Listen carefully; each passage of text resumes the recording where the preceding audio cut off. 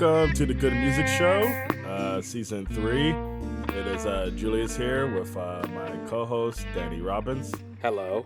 I'm here with a brand new spanking camera, so you can actually see all the details on my face, Julius. Hope you enjoy that. Which maybe one day we'll have a Patreon where we'll have you can see our faces, you filthy perverts mode. Yeah, I know you want pay to. $50 a month. But until then, we're just gonna live off of these Tiny Desk episode downloads. But which shout out to everyone who downloaded that. Yeah, I don't know. We made Danny talk about it here and there. Where it's just I kept getting updates about it. Yeah.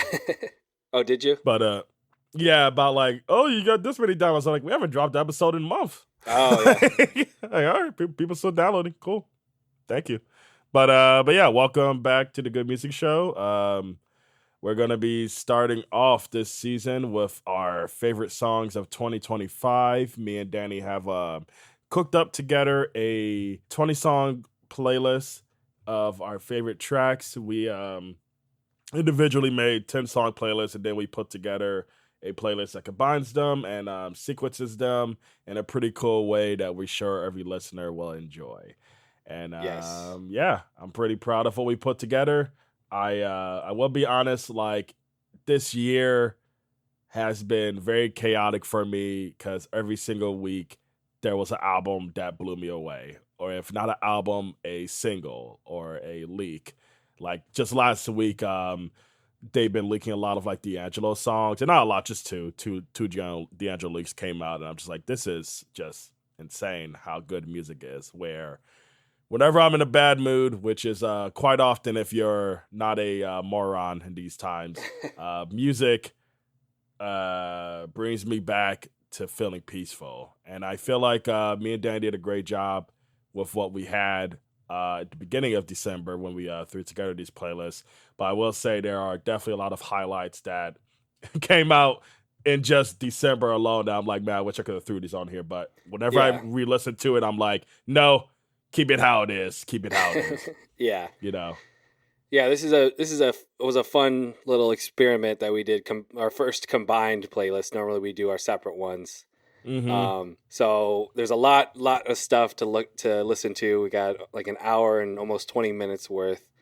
Mm-hmm. And I think this year was really interesting. It was for me, it was 2025, of course, was a slow burn because I think the beginning of the year was very slow. For me, there wasn't a lot that interesting coming out, and I was a little unsure of where it would go. But I listened to a lot of albums this year, probably way more than I should have. But it was genuinely fun to to explore different things. I was paying a lot of attention to what people were talking about and giving a lot of different things I normally wouldn't a try. And yeah, I have to say that I think it was a good year. There was a lot to choose from, so it was hard to narrow it all down. Yeah. Did you get your Spotify Wrapped? I did, and my Spotify Wrapped is basically comprised of songs we talked about on this podcast. So if you're a follower of me on Instagram, I pranked everyone by posting a link to our link tree saying, "Oh, my Spotify Wrapped is here." I don't want to poo-poo on all the people who enjoy posting their Spotify Wrapped, but I was also if I'm going to advertise for something, I might as well advertise for our podcast because basically that's what my Wrapped is anyway. So yeah. But yeah, there was a lot of songs that came out this year that made it to the top. Likely due to trying to figure out what I was going to put on this playlist because we've been cooking this up for a while. We're recording this at the end of 2025. I'll just say that I don't need to date it specifically, but I started throwing mine together. I don't even know, probably November, honestly.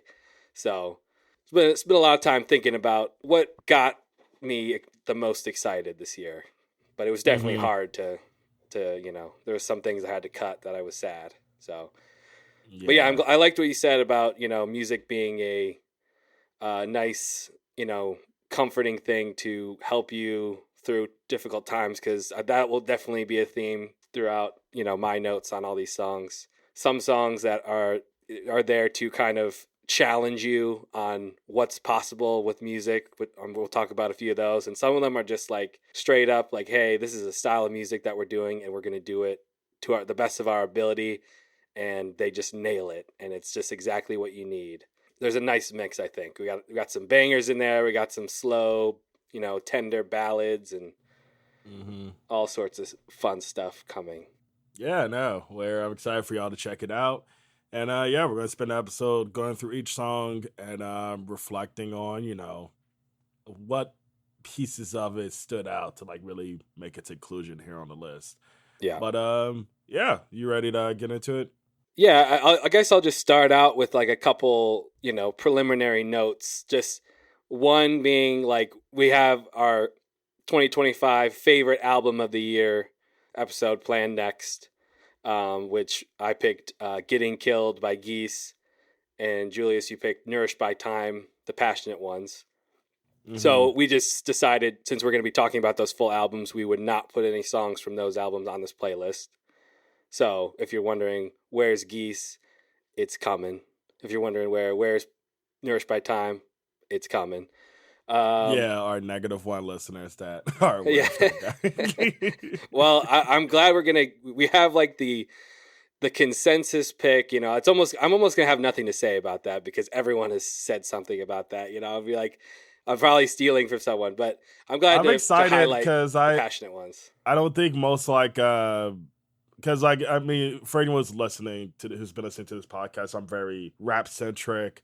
Where I haven't really been able to see that many like people who specialize in like listen to rap like look at Geese. Where I'm excited to like get into it. Yeah, So I feel like there's some thoughts I'll have that not that many Geese heads even like thought about. Yeah, I'm definitely excited for that.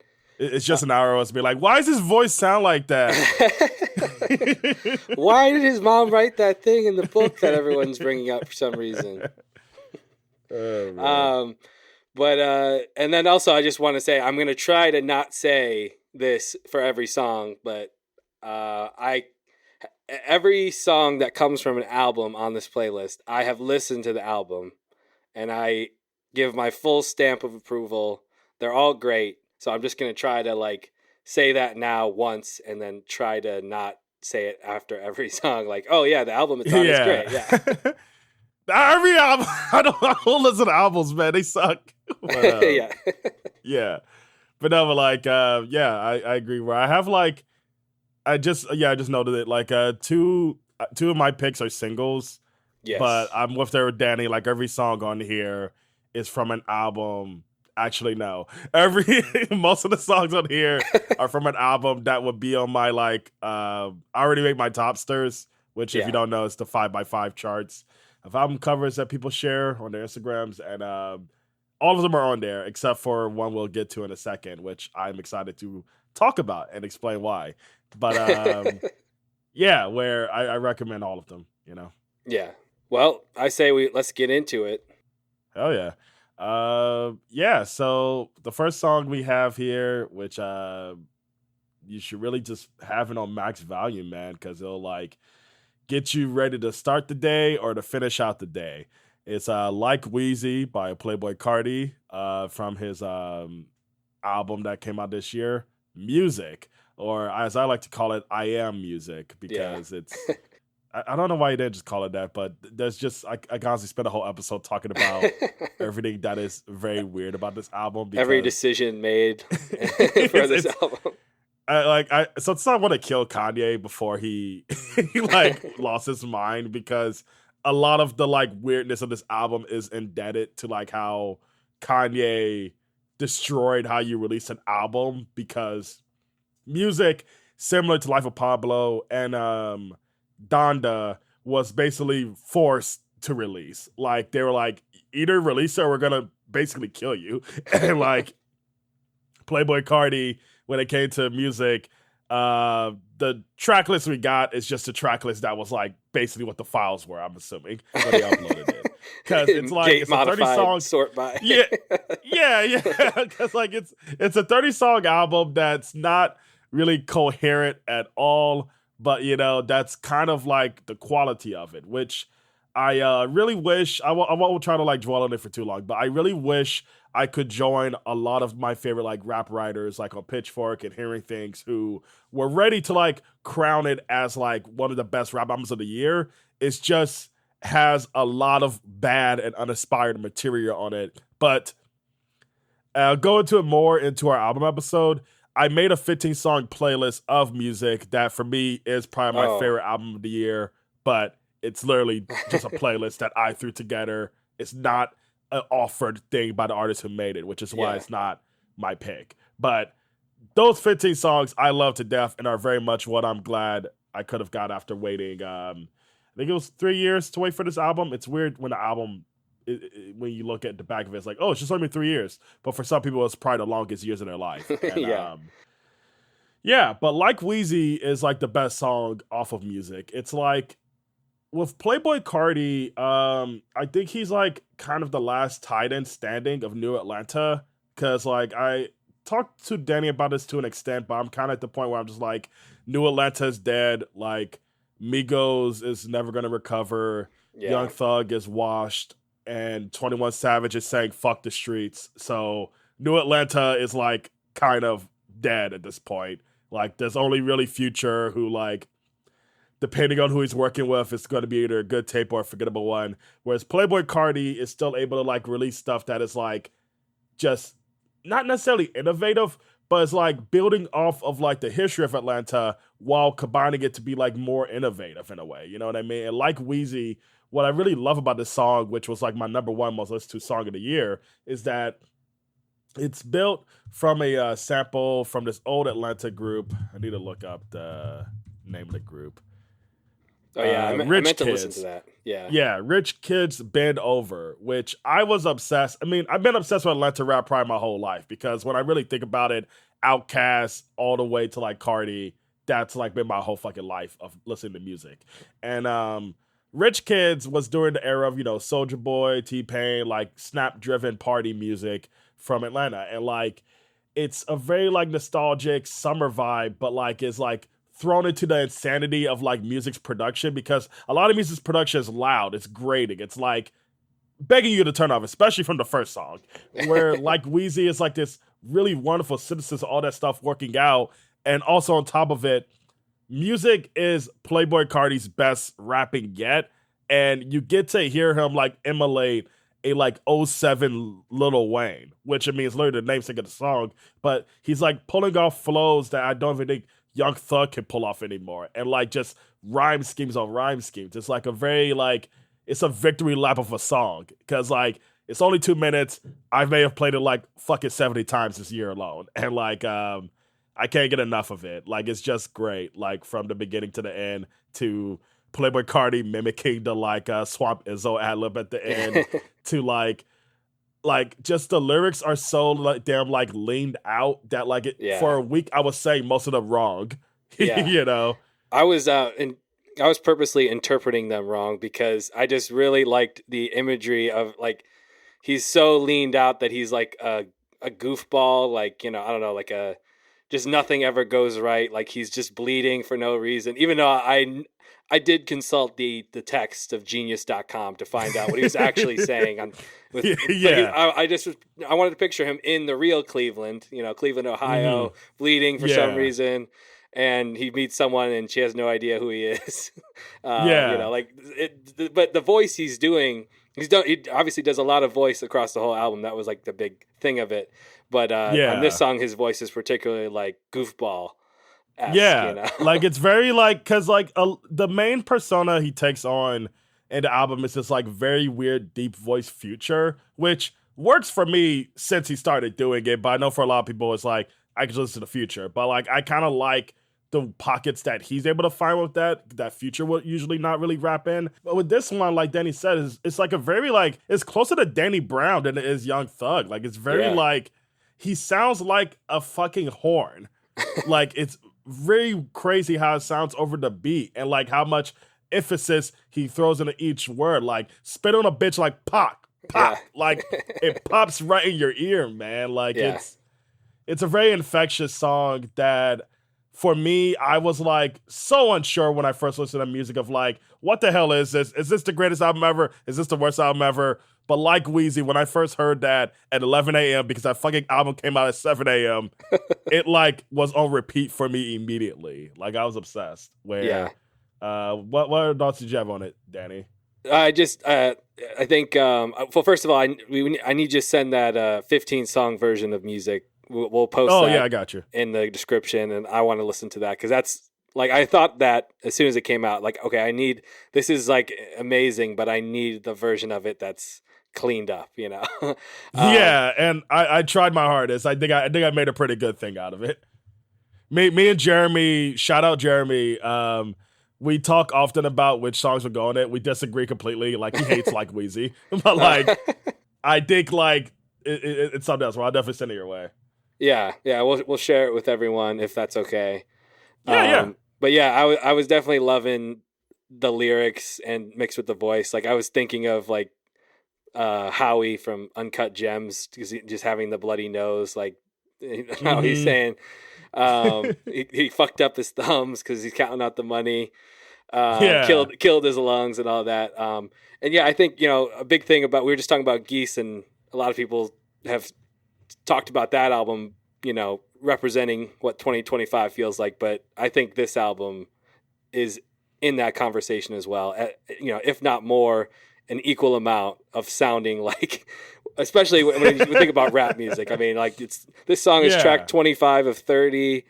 You got the Weeknd feature, Travis Scott in there. I mean, like, it's a mess, but like, every once in a while something shines like this song, Yeah.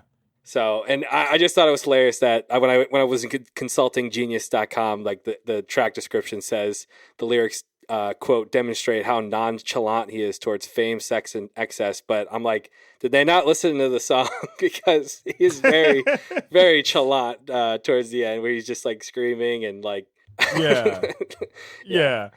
He very much wants people to be impressed by him. Yeah. Which is like, he's begging for it. Which is something I really love about Carti's rapping, because I'm always going to be a guy who really wants to focus on the rapping with Atlanta rap, because a lot of people roll their eyes when I bring up like Future as a real lyricist, or like Young Thug is like on the level of Andre 3000, so it's like flowing and stuff.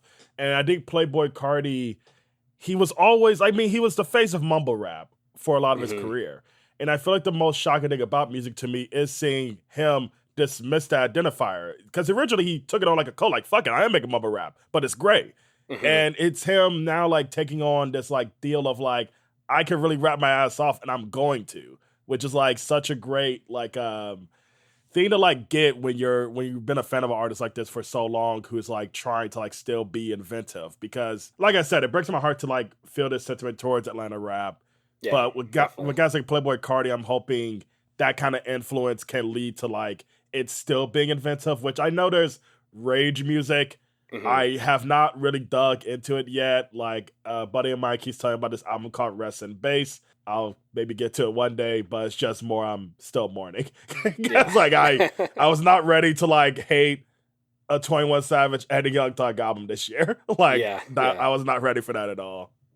Oh yeah, we haven't talked about the new 21 Savage album. You saying Savage? Excuse me. Savage, yeah. It's Cheeks. It's Cheeks. Yeah, it's not my thing. Did you check it out? No, I haven't yet. What's funny is a buddy of mine, I don't know if he listens, Nico, has been a beat maker since I met him in high school, and he was always very talented. And he had like some success over the years. Like he got to work with Big Sean, I believe Ty Dolla $ign. And this month he got to like get on.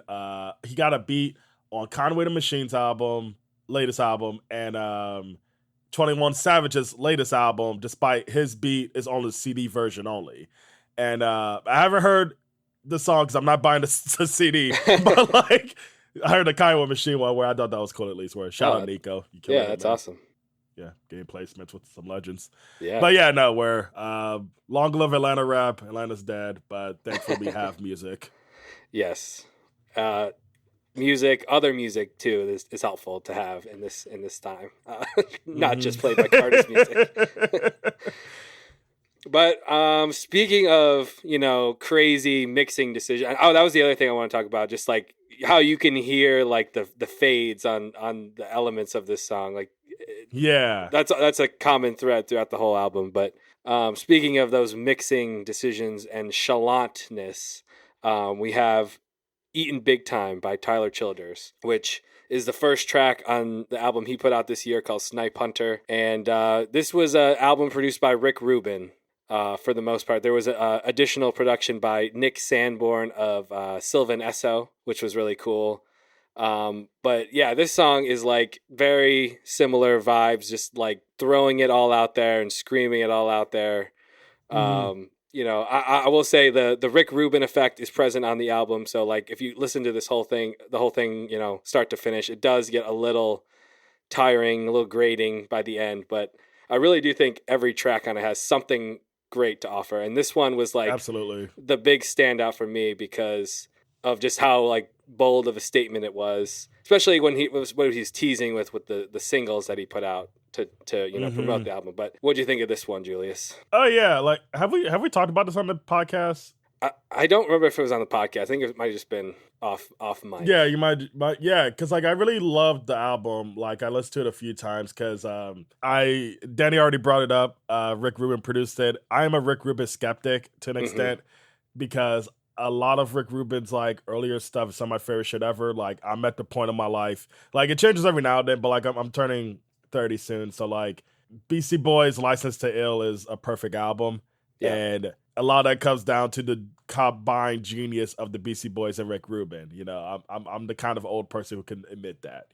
I don't need to be like hiding behind Paul's Boutique and be like, no, this is genius. Like, no, License to Ill is awesome. Yeah. So I love Rick Rubin when he is like locked in. But the thing is, Rick Rubin has like garnered a reputation of being like a bit of a like, oh, I'll be in the room, but I'm not going to touch that damn instrument or keyboard. Like, where he's like a glorified super producer. He's not really like a producer where I didn't have to like look up to really like find out outside of, asking Danny about it to know that he had like a real direct involvement with the sound of this thing, because going from like WEEZY to this always like felt like I was listening to somehow not the same song, but felt like it just went into the right exact pathway it was supposed to go towards, despite one's a trap song, one's a like country song, and like which is that fair to call country?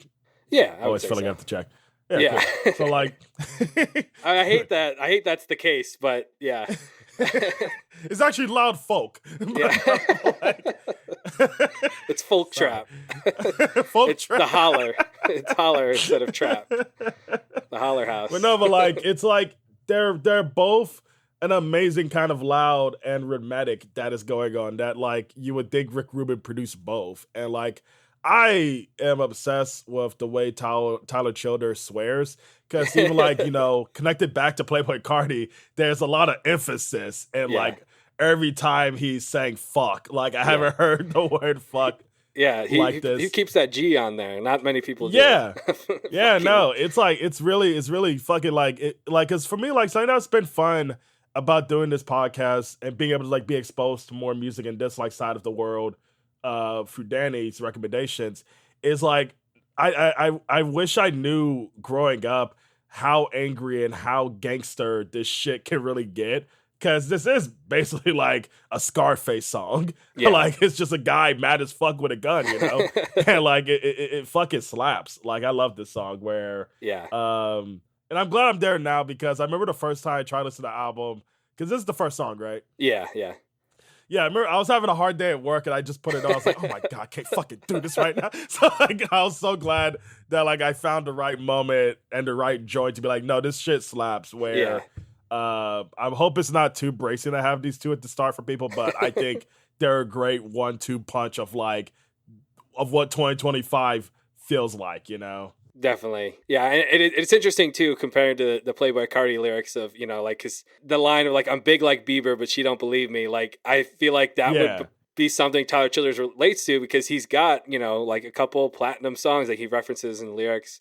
He's got these huge songs that, people like and people cover. People cover his unreleased songs that he hasn't put out. And the singles he introduced this album with were Onita and Nose on the Grindstone, which are... songs that existed, either with a live version released or just like on SoundCloud or on YouTube. That's why people accessed them. And so I think people thought, like, before they got the track list, oh, he's just going to be putting out all those songs we love of his that he hasn't formally released. But the album is called Snipe Hunter, which is a reference to this practice of tricking people, like new people that are hunting. You say, oh, we got to go catch this snipe, but it's really just, a fool's errand, if you will. Like, there's nothing it's an elaborate prank. So he's definitely like messing with his fans, but at the same time, like on this song particularly, he's like grappling with that fame having come from like these very, humble roots in Kentucky, and how, like spending, blowing $1,000 fucking dollars is a big deal to him. And that's probably as excessive as he wants to go. So yeah, keeping it real to himself, trying to grapple with, that fame.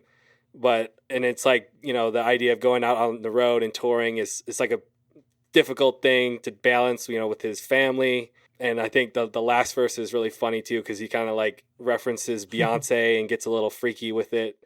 Like he's big on innuendos. One of his a great song of his is called Ever Loving Hand, and it's about him being on the road and thinking about his wife and having a long distance night of intimacy, if you will, with his ever loving hand. But so he's just really funny, great songwriter. He throws out all these images and stuff that, you think you might be able to understand, but it's like not quite, like falling all together. So you kind of like have to figure it out with them. So yeah, really great track. Yeah. Banger. Oh, and just a shout out. There's a really great music video for this one that shows. Oh, I had no idea. Yeah. It's check that out. Hell yeah. But yeah, no, shout out Todd Childers. And we're going to move on to because I forgot to even mention this. The way we sequenced it, which you can kind of probably guess, it's like we did tours for a lot of these. Like we were like, which ones from each of our playlists like combines the best to go into each other, you know what I mean?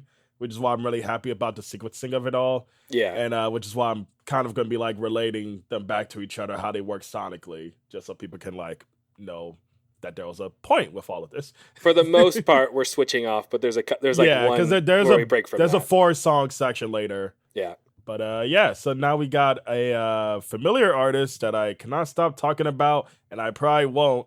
Mike, you're the only one watching, from his amazing album that came out at the top of the year, Showbiz, which Mike is like, I mean, I don't know what else I can really say. He's baby Jesus. Like, he is literally Dilla, Madlib, like Nas, all in one. Like, it's just insane what this guy is able to do, and he is still so young and just still being so like forward thinking with the things he wants to create. One thing that I really want to shout out, because like every rapper at some point runs a label. Like, well, not every. Actually, no. Every rapper at some point does run a label.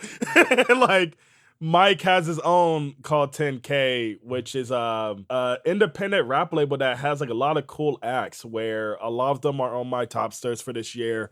And they just recently, one of the albums I was talking about at the beginning that just came out is his cousin from Florida, Neonte, who, like, if you're not aware of him, man, get tapped in. Like, Neonte is like if there was just a lost member of Hot Boys that just ran away from Birdman when he saw the contract, and he's come back and is just making some of the coolest rap music in the world. Yeah. And I just love that a guy like Mike can not only just be a really amazing artist, but is also able to like house such great artists like R&B, soul, rappers, and like give them the room to make such inventive forward-thinking projects as well, where I really hope he doesn't turn out to be a Diddy. But, if it happens, at least the music's good, I guess. But anyway, so... I don't think it's possible. Mike has too much love in his heart. Too much love in his heart. Yeah. Too much love in his heart. Where I picked this one because Showbiz, he dropped 2 albums this year. He dropped Showbiz and Pinball 2, which... Yep. Pinball 2 I listened to way more than Showbiz, because that one is like just it's like Molly. Like, it is just such a party record. It's so fun to listen to. The flows and shit and the beats, because Tony Seltzer is a hell of a fucking producer. Love that guy. Yeah, but the way he uses like Mike's lines as like a trance, like the repeat over and over, it's addicting. It's just the sampling, like, it's so fucking cool. But like, I went with You're the Only One Watching because that's similarly like WEEZY. It was like my most listened to song by Mike this year. And it like really encapsulates everything I love about the guy in just 2 minutes, basically. Where you get like the amazing lyrical morning raps, because like a lot of like Mike's music is based in like mourning, as he lost his mother a few years ago. And like this is like just his latest like excellent example of like processing that to like lyrical genius with a very like just great smooth beat that I think will help, chill you out after getting that 2 banger in a row that starts off the playlist.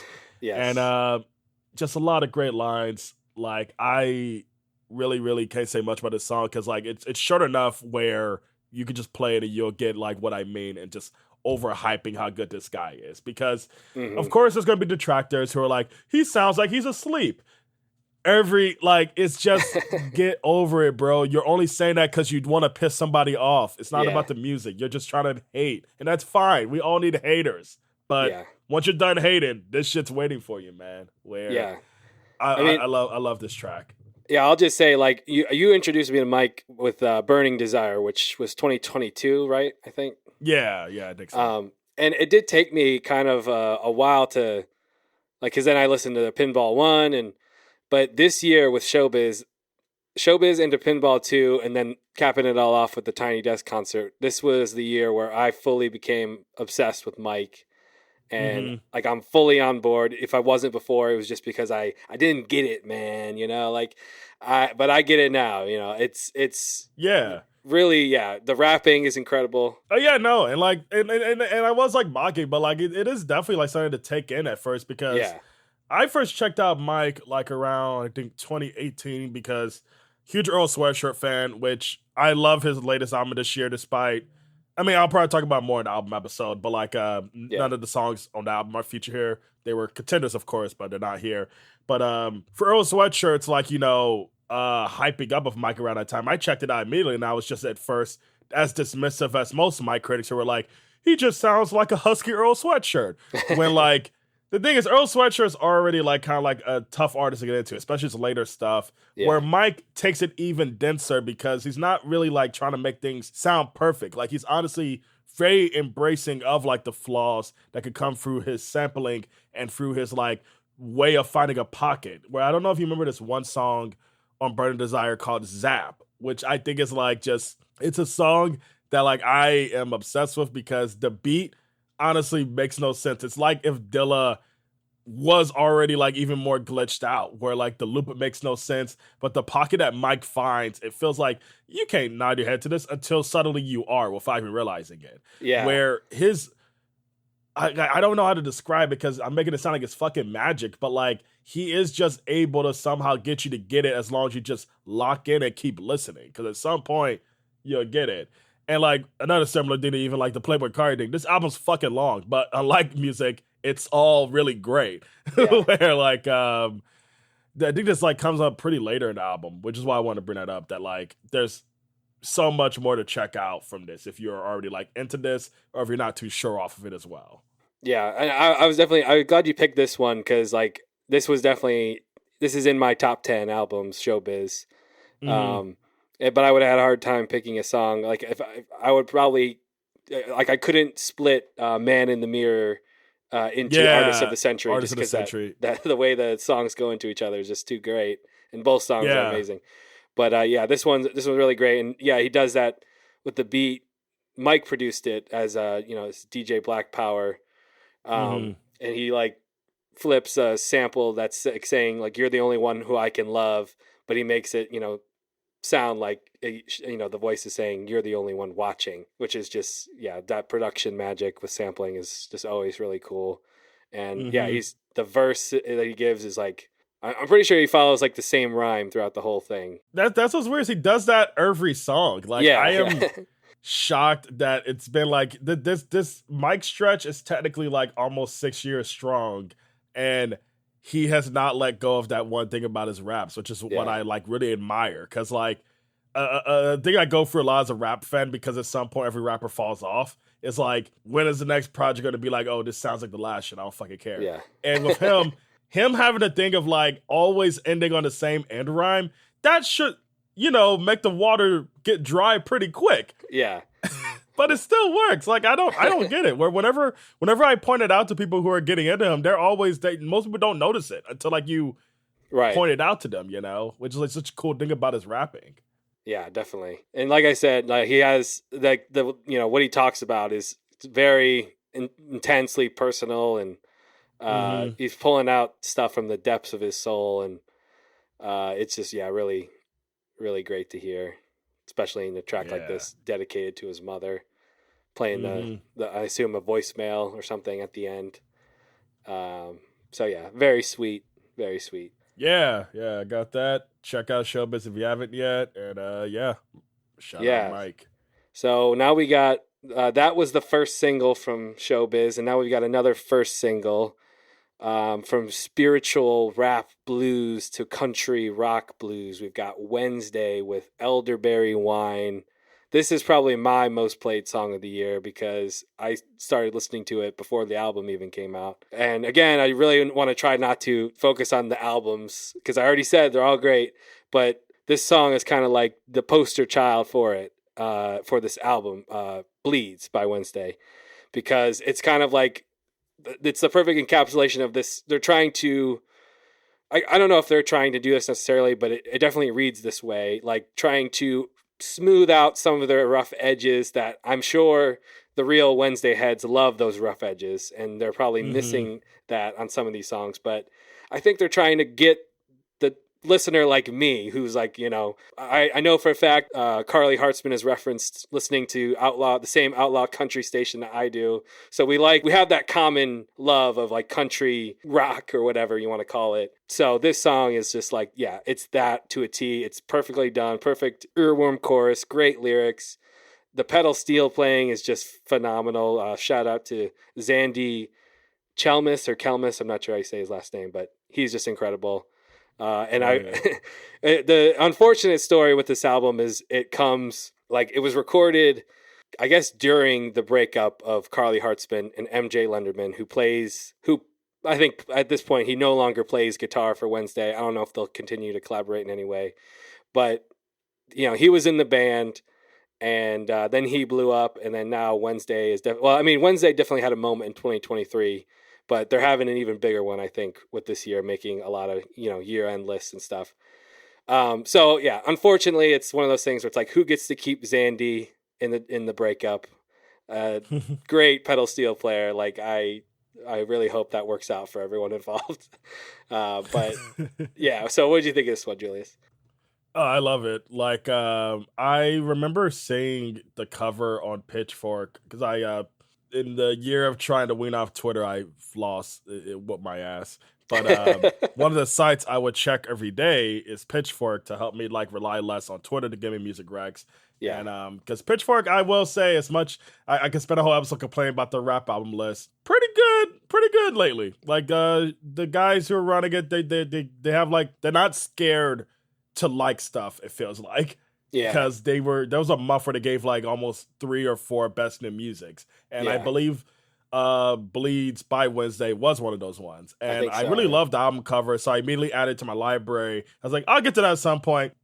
Failed to until like I started seeing it on a bunch of year-end lists, and then I asked Danny about it because I saw like MJ Lenderman was a member. I was like, oh shit, I like MJ Lenderman. So I check it out. Album's great. This song is like, if I heard it earlier in the year, it would definitely be up there for me because it is like truly addictive, and how like catchy and like just the like really somber mood that comes from there, where I love the descriptive songwriting that Carly Hartzman has like throughout this thing, which, I mean, the stoner in me just loves the like weird mention of roll one up, say it's mostly CBD, which I love the implication that it's not. And like it's just like, it's that kind of like humored, like, but like kind of like it's not necessarily sad, I guess somber is the word for it, like songwriting that I really love a lot amongst this kind of like instrumentation, where it's really good stuff, and I definitely look forward to checking out more of their stuff. Carly's a hell of a singer. Yeah. And yeah, just to piggyback on your Pitchfork comments, I've been checking Pitchfork a lot. This is like the first year where I've actually done that. They have, maybe not on their year-end list, but at least on their album review list, they represent a lot of the same, country, Americana stuff that I'm interested in. Like most of the stuff that I like gets a little review. So that's something I've been definitely keeping tabs on. But yeah, just in the spirit of recommending, music writing, there was a great essay that Carly Hartzman wrote about, kind of the recording of this album and everything leading up to it with the breakup with MJ Lenderman. And it kind of tells a story of recording one song off this album called That's the Way Love Goes, which it's a really great read. And I also did want to mention, just to go back really quick, there's a great, if you're interested in the Tyler Childers song in the album, go check out the GQ piece written by Marissa R. Moss that talks about the making of that album as well. Just to shout out a couple things. But yeah, back to Wednesday. Yeah, this was like, it's genuinely just sounded like they were trying to capture me as a fan. Like that's how I interpreted this song. And again, a lot of great songs on the album, but and maybe some people that are the day ones are going to prefer Rat Saw God, which I have listened to, but I just think this one is the one for me, and I think it will be always the one for me because of how big it was in my rotation, and not only just that breezy country rock style of this song, Elderberry Wine, but the loud fuzzy guitar, the shoegaze element of their band, and the sounding like kind of like Hole in the 90s and all that. So you got the song making fun of fish, which I definitely enjoyed, Fish Pepsi. So highly recommend checking out Wednesday if you're wanting a good rock band with incredible lyrics. Hell yeah. Fully recommend as well. And the pink-boiled eggs stay afloat in the brine, 'cause even the best champagne still tastes like elderberry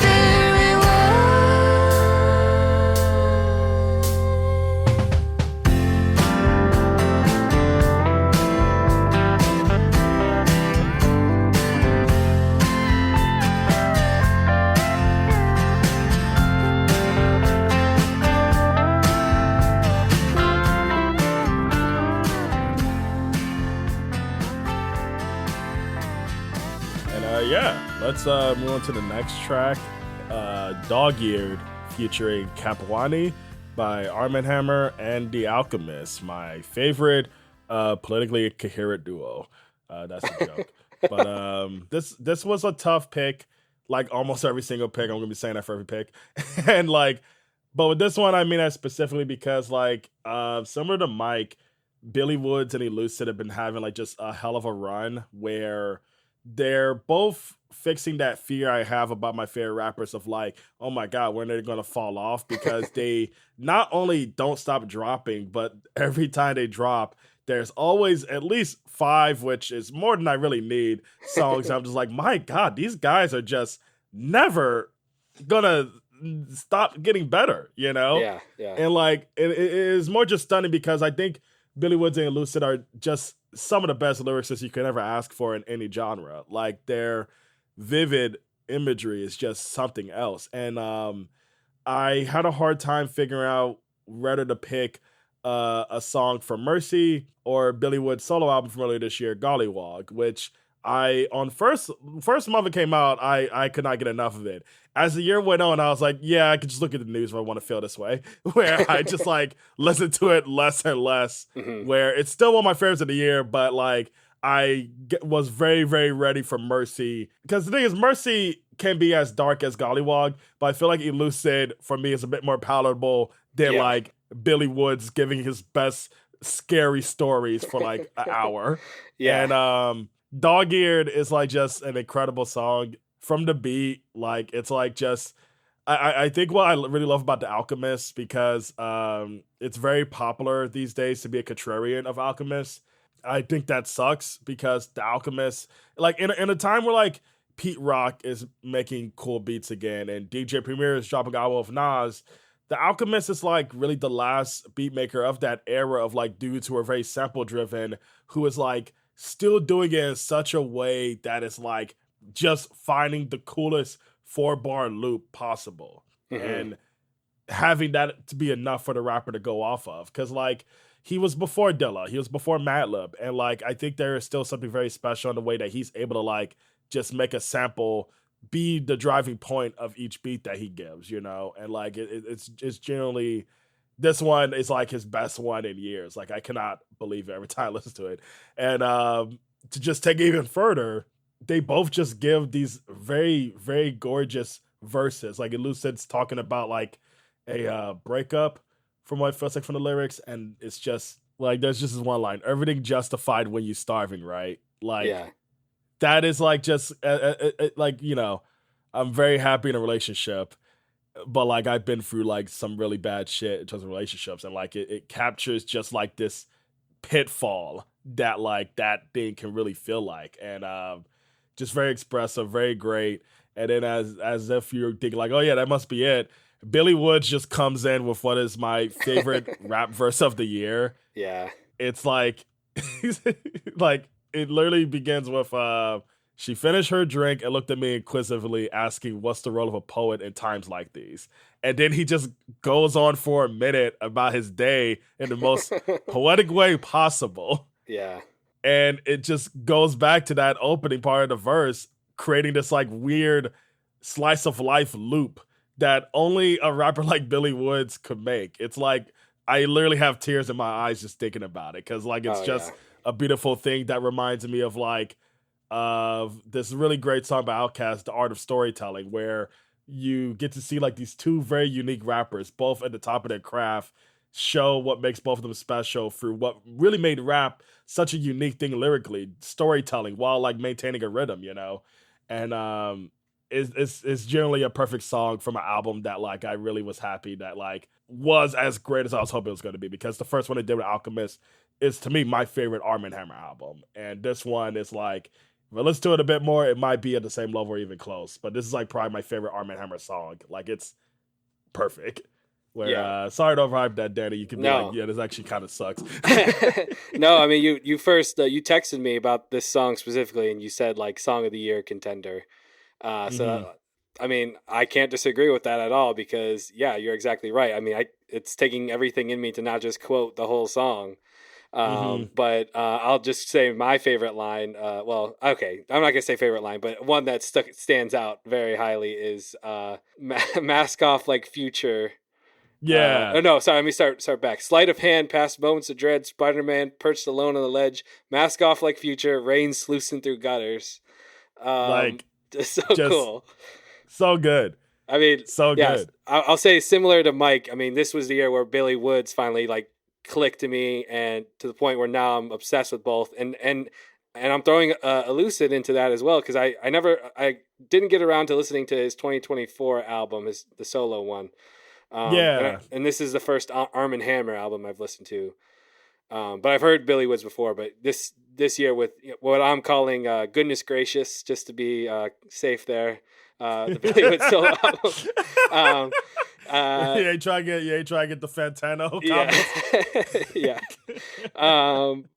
But that I think the first, the run of songs at the beginning of that is like on another level, and like just the only problem is that the back half of it doesn't quite live up to how great those first songs are. Absolutely, yeah. But this Armand Hammer album is something I've listened to like several times at this point, and it still feels like I can put it on again and again, because the way they pass their verses back and forth is just perfectly timed, and you've got Billy Woods style, just saying so much in so little words. I mean, sounds like a cliche to describe it like that, but when he's rapping, like it sounds like the most important thing being said in the world.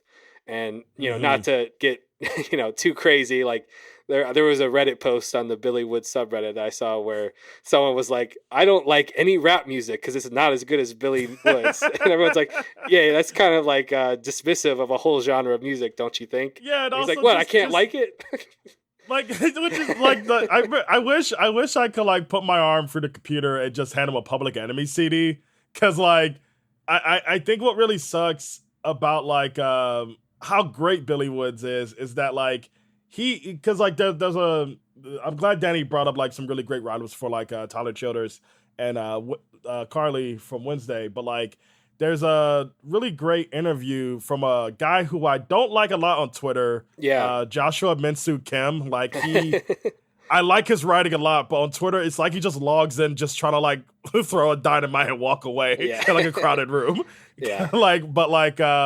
He has a really amazing interview with Billy Woods on his Substack, Tone Glow. That was great. That goes into a lot of Billy Woods' background and like helps you understand like where a lot of this amazing songwriting can come from. And like something I was really glad that confirmed something for me since I've been listening to Billy Woods since like almost 2012 was like that this guy is very much just an abstract Chuck D. Because when you listen to Public Enemy, every line is like what Danny says. It feels like you gotta fucking pay attention. You're hearing something that is like so essential. There's not many rappers like Billy Woods, but there's definitely a history of it where I feel like it sucks when someone is like, oh, I only listen to heavy metal and rate your music charts, but Billy Woods is cool. And they're like, there's no other rap like it. When it's like, dog, you can even just, what annoys me about the Billy Woods hype, so I'm getting off track, it's just that like Elucid is right there. Yeah. And just like Outkast and like Q-Tip and Five Dog and True Goy and Pasa News, you have a duo of these two amazing rappers, but one unfortunately has to be the standout. And then somehow a guy, if he was a solo rapper on his own and would consider a great, has to be overshadowed when that should not be the case at all. Like if you like Billy Woods, check out a Lucid solo album. Like if you think, oh, there's something else to listen to, you know what I mean? Yeah, I definitely wanted to make sure to emphasize how much Elucid was grabbing me just as much with, you know, just beyond this song, even like his just kind of surreal lines. And he goes back and forth through different images that are like very, you know, like the one song where he's talking about like being a chef, you know, washing your hands 1,000 times a shift. And he'll have these just lines that the way he says it, you just can't get rid of it. You know, like headaches from airport mall fragrances and, you know, change your tone. Like his control of his voice is like the thing that really like blows my mind a lot. Because even like in his verse on this song, there's like parts where he just throws away the flow to like make a line stand out on its own. Yeah. And like, it's also just really funny. Like there's like a line from like an earlier Armand Hammer album where he's like, don't tell me to take my shoes off if you don't wash your floors. like hearing that in that voice is just, he knows what he's doing. And like, I think that's something that isn't brought up enough is that both of them can be two of the most hilarious rappers ever. Yeah, definitely. So like, it's just, I could talk about these guys all day. Well, I'm glad I have Danny, who's Armand Hammer pilled now. Yes. Yeah. And again, just Alchemist, like creating this basic, almost the drumless beat that's just like just chugging along in your head, and you can listen to it all day. And the great hook by Kapwani. Yeah, who I don't know anything about, but you know they always end up getting vocalists that get mad at them later on. So I hope that doesn't happen again. Well, I think we can move on after discussing some of the best lyricism of the year. Let's talk about some more heavy, dense lyricism. We've got Monte Carlo / No Limits by Ryan Davis and the Roadhouse Band off the album New Threats from the Soul. This was another, I believe, best new music from Pitchfork. Got a lot of praise, and the idea of it very intrigued me because I had known nothing about Ryan Davis going into it, but the idea of these 9-minute songs that are packed densely with lyrics very much intrigued me, but it was definitely a little daunting at first. Like I still recommend the album, but just know you're getting a full buffet of words when you're going into this. And this song, which is still almost 6 minutes, is the shortest on the album, and definitely I would say the most approachable. But it's still got that this really great storytelling. If I'm comparing it to something, it definitely feels like very close kin to I Think You Should Leave skit, because there's like talk of like the dogs barking, the Rottweiler acting as a doorbell, and the neighbors like forming a angry mob, like that this car is parked in the street, and you find out like, oh, this car is like, oh, I could impress someone with this, but then you find out it was just left there after it crashed.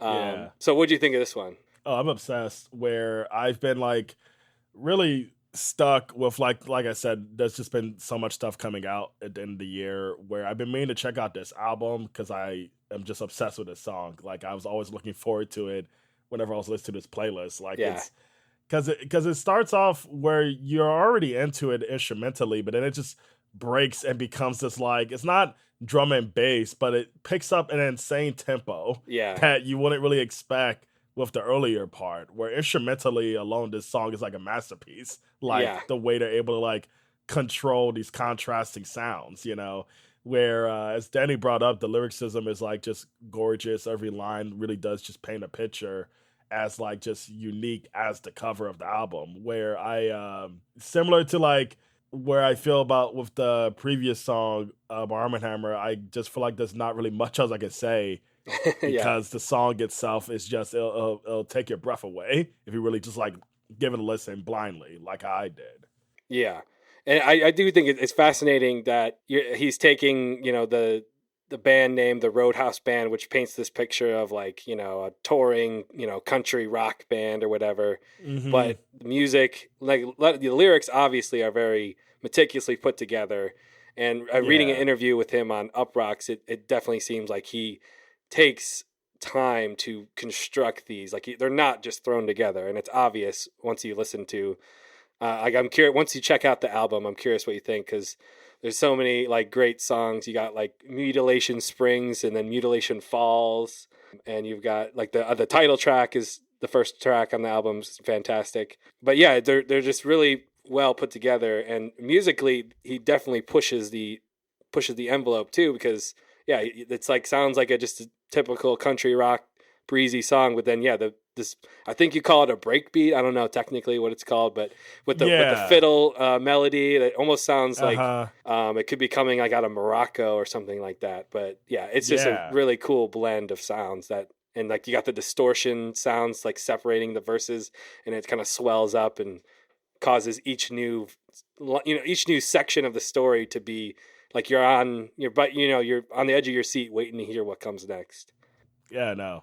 Very great track, and it's probably like it's up there for me of just like songs that generally just blew me away this year. Definitely, and his singing voice is kind of perfect for these narrators that he's singing in the perspective of like these very, very flawed people that are just trying desperately to make things work out for them, but it somehow never works out. So yeah. Next up we got Two Thieves by Erika Casier from her 2025 album Lifetime.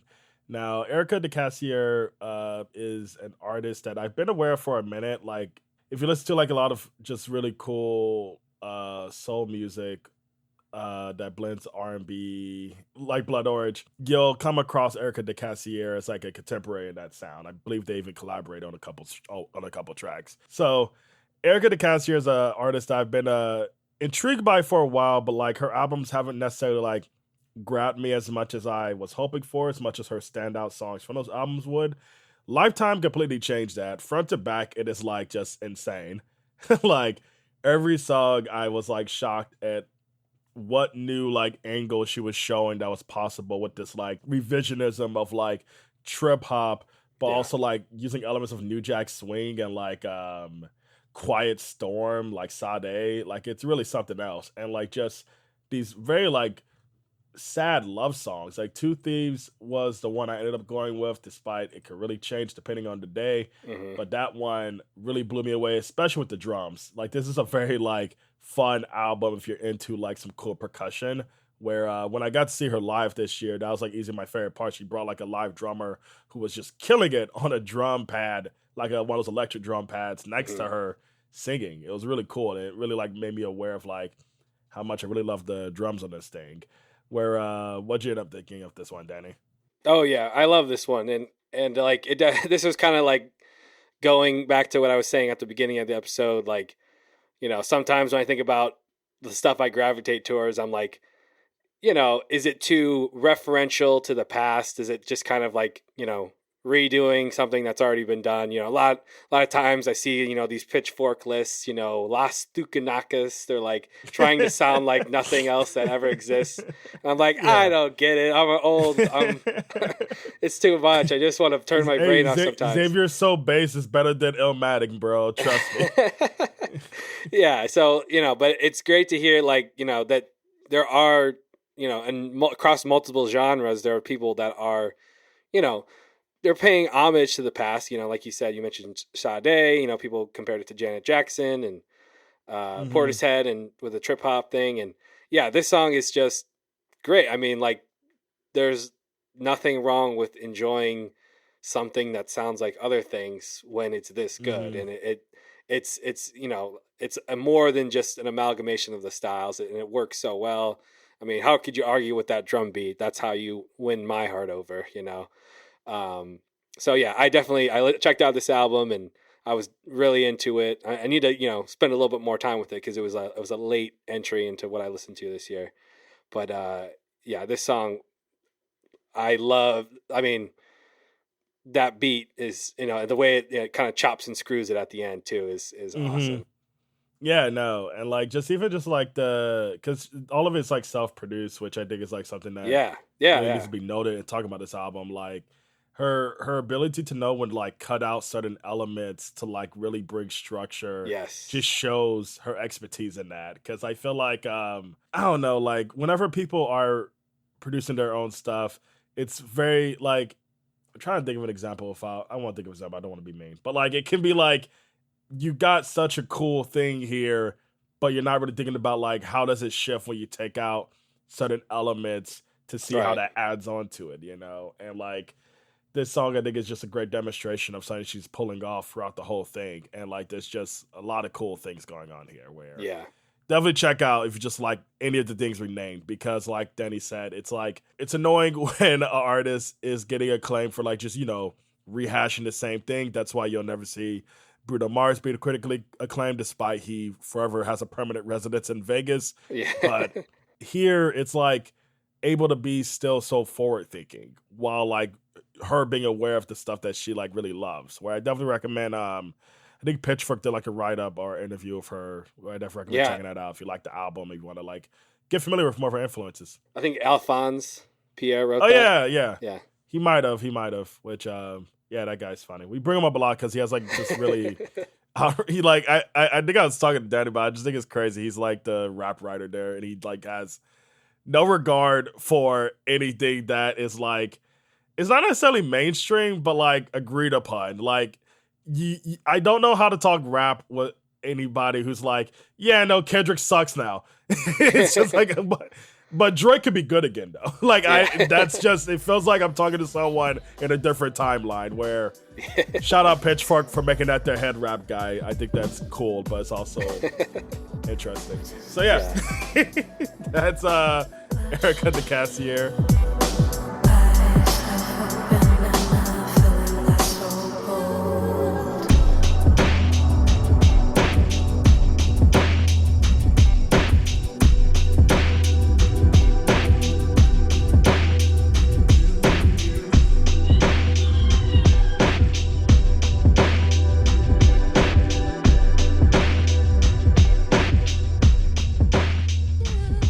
Next, we got Tiger Lilies by Kelsey Waldon. Both songs you definitely want to, blast in your car and just enjoy these, uncomplicated songs with hard charging drums. This song is definitely a personal pick because it was written about, the loss of Kelsey Waldon's grandmother, and coming out when this did, it definitely was a huge help for me processing, losing my grandma, which we talked about on a different episode. And I think, some people, when they're grieving, they might want a slow, tender ballad or, a soaring anthem or something like that. But I think with my taste, it's kind of like, just turn the music up, in the car and just let that envelop you and, yell along with the lyrics. This is just, an incredible song. The metaphor of, using like literal seeds that you pass down from generation to generation, and that those being like a yearly reminder of the person that you lost, and you have the flowers because of them, is just really great. And it was something that I was able to connect with, with my grandma, like both of our love of cooking and stuff like that. That's the seed that she maybe didn't directly pass down to me, but it's what I'm taking, so yeah, it's just, again, just uncomplicated, great songwriting, highly emotional and reflecting that emotion in the music in a way that just really suits me. And it came at just the right time. What'd you think? Yeah, no, well, I'm very happy you had like this song to like help navigate those feelings through, because I do think this is a very like strong song that, you know, with most things, that are like sad, you'll be like, oh yeah, you can't get groovy with this. But no, there's like a really cool like instrumentation going on here, as Danny brought up like the drums as well and everything, where it's a really like great Yeah. track that yeah, Danny said it best. Yeah. It's and it's just it's great seeing Kelsey Waldon. I brought her up on the track ones playlist. Seeing her, just keep dropping these albums that I just think are fantastic. And now she's done this one, Every Ghost, she produced herself. So seeing that she's able to take on those reins and fully, personalize the sound that she's been developing over the years and make it great with her, completely her own vision. So definitely awesome year for Kelsey Waldon. I haven't seen her live, but I did listen to some live recordings that I got on the satellite radio, and her band is incredible, and they really bring those songs to life with just great head bobbing country music is the best way I can put it. So yeah. Hell yeah. All right, I think we gotta slow things down again. Yeah. We're gotta chill we're gonna out. be taking it into unplug, if you will. Yeah, with the unplugged version of All the Way Down by Kelela from her another early pick from this year, from the top of the year, January, In the Blue Light by Kelela, her live album that she got to record, I believe, at the Blue Note Club. I'm a jazz guy, but I'm not like a guy who's like, I can name every woman that Miles Davis beat. Like, I don't know every venue or like instrument or stuff, but I know that Blue Note has some importance. And I think it's awesome that an artist like Kelela, who has been so like just, she's been able to mold soul music and electro music in a way that like a lot of artists fail in the modern age, and she's just able to keep it going, where I am obsessed. If I was like 14, I would be a stan. I would like be sending somebody death threats in the name of Kelela. And thankfully I'm not. I love my life. But anyway, In the Blue Light was an early pick for album of the year, where I was like, oh my God, like, is it gonna be any better than this year? And that's why I was kind of shocked with how much good stuff there was, because this album is just like Kelela going through some of her best tracks, some of her like deep cuts, but like rearranged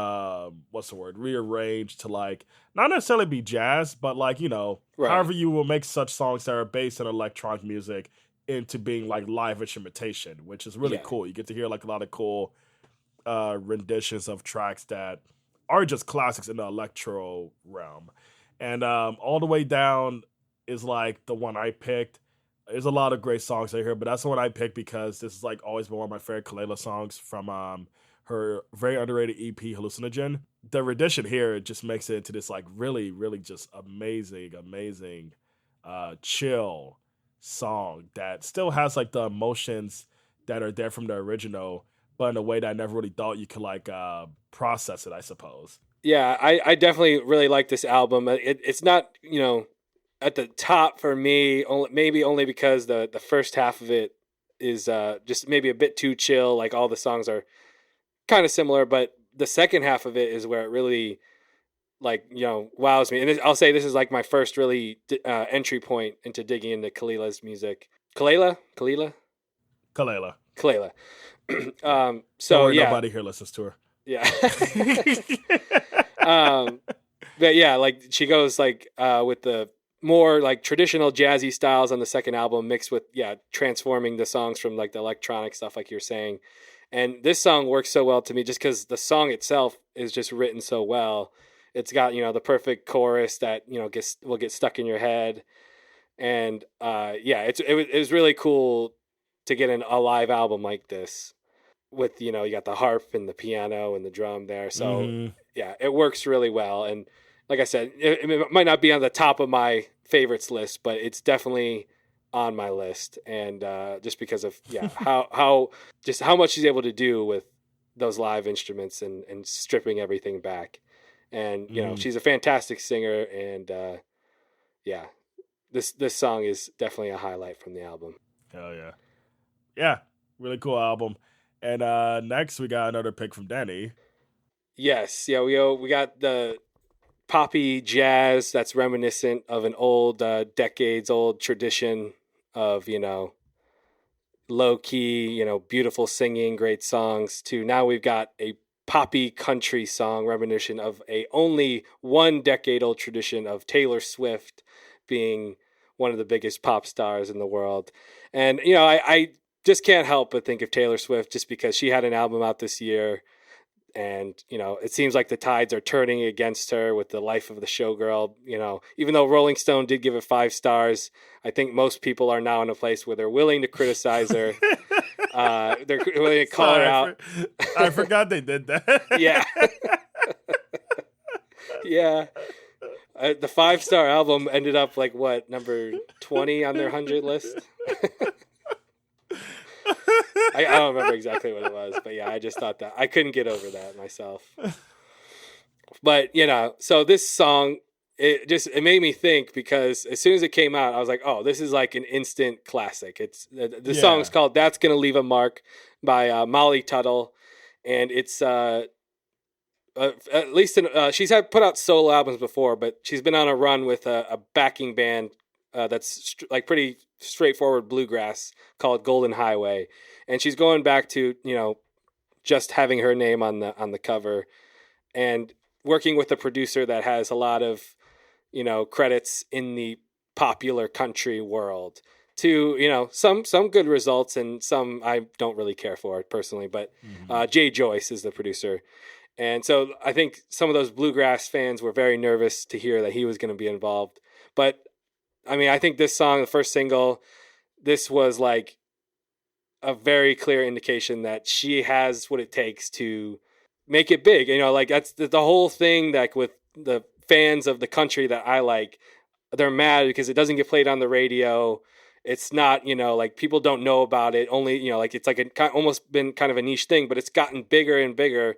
And we'll get into it a little bit more later when I talk about Lucas Nelson. But this is like a big push from Molly Tuttle to be like, no, this stuff can be good. It can be inspired by all your favorite, stuff from the past, but it can also reach a big audience. And I think, I just can't help but think of Taylor Swift, because what if she, because country's in vogue now, what if she tried to go back to that energy from the start of her career, by doing a song like this that's it's led with her, guitar picking that's, award-winning.